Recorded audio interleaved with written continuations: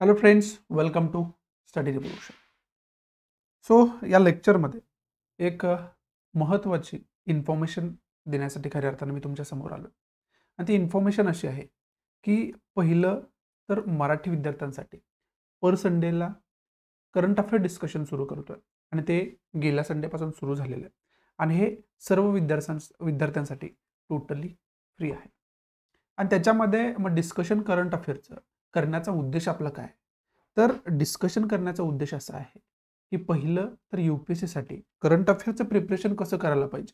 याच्यामध्ये बरेच विद्यार्थी, विशेष करून रिजनल लँग्वेजचे विद्यार्थी जे आहेत ते बऱ्यापैकी आपल्याला कन्फ्यूज असताना पाहावंच मिळतं. मग ते कन्फ्युजन त्यांचं दूर व्हावं, त्याचबरोबर करंट अफेअर त्यांना कुठंतरी सोपं करण्याचा तो उद्देश आहे.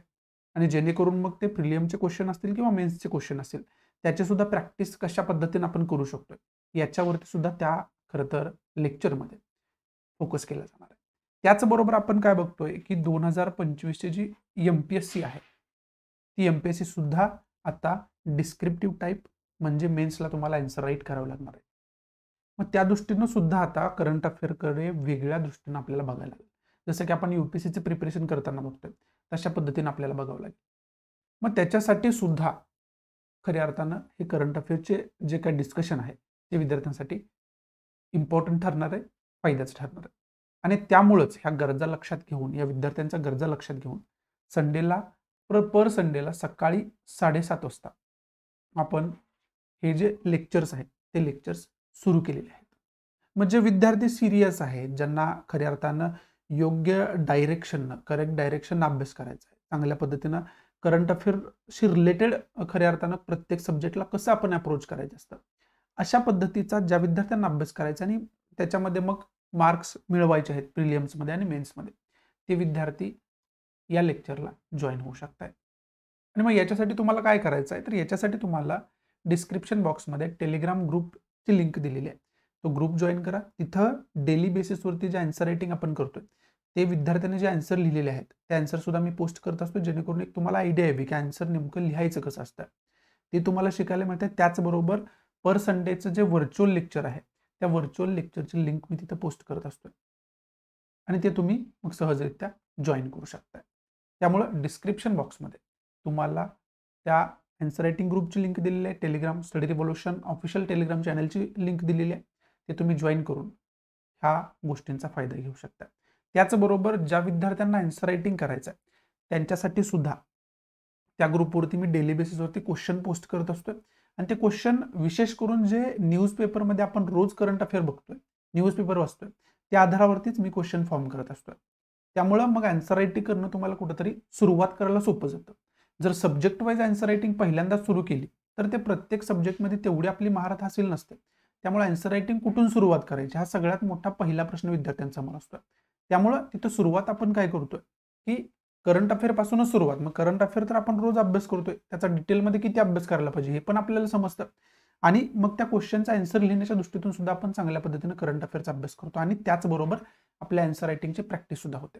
आणि तिथं जे मी क्वेश्चन पोस्ट करतोय ते खऱ्या अर्थानं क्वेश्चन जे आहेत, sorry it's happened, okay. So तिथं जे क्वेश्चन मी पोस्ट करतोय ते क्वेश्चन तुम्ही आन्सर त्याचं लिहिणं अपेक्षित असतं. ज्या विद्यार्थ्यांना आन्सर रायटिंगची प्रॅक्टिस करायची आहे ते विद्यार्थी आन्सर राईट करतात तिथं आणि मी स्वतः तुमचे पेपर तिथं चेक करून देतोय, तुम्हाला फीडबॅक देतोय. आणि तो फीडबॅक फक्त पेपरवरच असेल असं काही नाही आहे. ज्या विद्यार्थ्याला खरंच व्हर्च्युअली मीटिंग घेऊन बोलणं गरजेचं आहे त्या विद्यार्थ्यांना मी मीटिंग पण प्रोव्हाइड करतोय व्हर्च्युअली. त्यांना इंट्रोडक्शन कसं असायला पाहिजे, कोर बॉडी कसं असायला पाहिजे, कन्क्लुजन कसं असणं गरजेचं आहे, या सगळ्या गोष्टींचं मार्गदर्शन आपण करतोय. आणि हे आत्ता करण्याची गरज का पडते, अगोदरपासून आता UPSCसाठी तर आपलं सुरूच आहे ना. पण आता सगळ्यात महत्त्वाची गोष्ट काय की जे मराठी मीडियममधून UPSC करत होते विद्यार्थी त्यांच्यासाठी एक नवीन अपॉर्च्युनिटी तयार झाली आणि ते म्हणजे MPSCची 2025ची एक्झाम ते देऊ शकतात. आणि जो त्यांनी UPSCसाठी अभ्यास केलेला आहे तोच बऱ्यापैकी तिथे लागू होतोय. तो एक ॲडव्हान्टेज आहे. दुसरं महत्त्वाची गोष्ट काय, जे विद्यार्थी वर्षानुवर्ष मल्टिपल चॉईस जे क्वेश्चन पहिला अभ्यासक्रम होता त्याच्यावरती आधारित प्रश्न खरं तर प्रॅक्टिस करत आलेले आहेत, अभ्यास करत आलेले आहेत. मग त्यांना सुद्धा आता मार्गदर्शनाची गरज आहे. आणि आता मार्केटमध्ये विशेष काय झालंय, जे टीचर्स MPSCसाठी खरं तर टीचिंग प्रोव्हाइड करत होते तेच शिक्षक आता खऱ्या अर्थानं UPSCसाठी सुद्धा टीचिंग प्रोव्हाईड करतात. पण खरंच त्या खरं तर क्षेत्रातला अनुभव आहे का? ते सुद्धा माहिती असणं गरजेचं आहे. मग याच्यामुळं काय होऊ शकतंय, की टीचर त्या क्षेत्रामध्ये टीचिंग करायला शिकतायत आणि विद्यार्थी त्यांच्या अंडर खऱ्या अर्थानं अ, अ, अ, अभ्यास म्हणजे आपण म्हणू शकतो, की एक्झामची प्रॅक्टिस करतायत. हे कुठेतरी दोघांसाठी सुद्धा आपण म्हणू शकतो एक प्रयोग आहे, की ज्याच्यामध्ये विद्यार्थ्यांचं पण नुकसान होण्याची शक्यता आहे.